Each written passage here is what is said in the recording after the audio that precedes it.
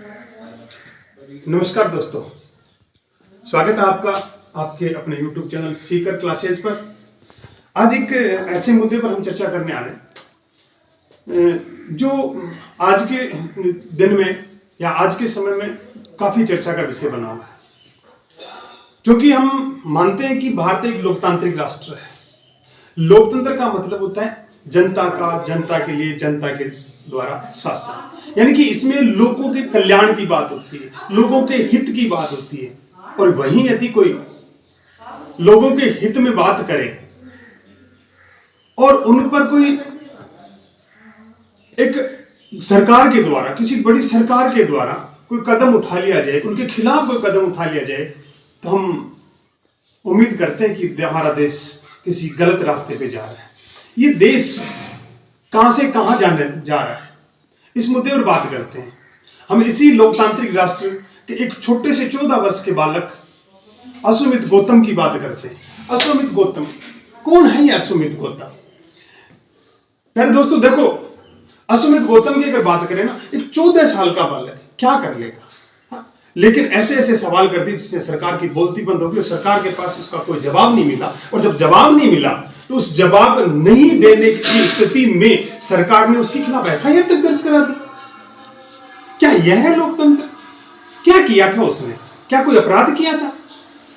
कोई मांगे उठाई होगी? क्या मांगे? उनके क्या सवाल थे कि माहौड़ी हिमड़ा में मुठभेड़ हो गई तो लोगों की मौत हो गई, उसने कारण पूछ लिया।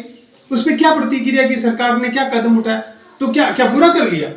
क्या लोकतंत्र में किसी का ये अधिकार नहीं है? संविधान हमें अधिकार देता है, उस अधिकार के तहत हम सवाल पूछ सकते हैं। छत्तीसगढ़ में पूंजीपतियों के प्रभाव में आकर के जंगलों को काट दिया और वहां के जो मूल निवासी हैं उनको वहां से उखाड़ फेंक दिया, उसको पर्दाफाश करना क्या गलत है? ये इस 14 वर्षीय अश्वमेध गौतम ने सिर्फ ये सवाल ही नहीं पूछे। ये तो वर्तमान की, आज की बात कर रहे हैं हम, ये तो आज 2-4-5 दिन की बात कर रहे हैं, लेकिन इन्होंने ऐसे कई सवाल पूछे सरकार से जिनका सरकार के पास जवाब नहीं था। और यूपी सरकार के पास तो एक हथकंडा है कि जो खिलाफ बोलता है एफआईआर कर दो, और उन्होंने एफआईआर करवा दी।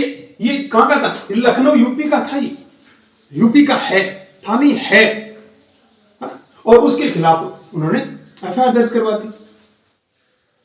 एक तो अश्वमेध गौतम जो कि लोगों के हित की बात कर रहा है, उसके खिलाफ एफआईआर दर्ज हो रही है। और कोई अमित मिश्रा जैसे लोग हैं जो खुलेआम संविधान की धज्जियां उड़ाते हैं, बाबा साहेब पर टिप्पणियां करते हैं, दलित समाज पर अभद्र टिप्पणियां करते हैं, उन पर कुछ नहीं हो रहा। क्या हमारी सरकार ऐसी है? क्या हमें ऐसी सरकार चाहिए?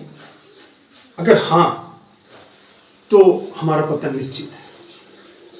इसलिए प्यारे दोस्तों, भविष्य में आगे से ध्यान रखना, संविधान ने हमें जो ताकत दी है, बोलने की आजादी है, हमें अभिव्यक्ति की स्वतंत्रता हमें दी है, उस स्वतंत्रता का पूरा फायदा उठा करके, और जहां पर भी हमें लगे कि ये गलत कृत्य है या गलत कार्य है, उसके खिलाफ आवाज उठाना मत भूलें। धन्यवाद। जय हिंद।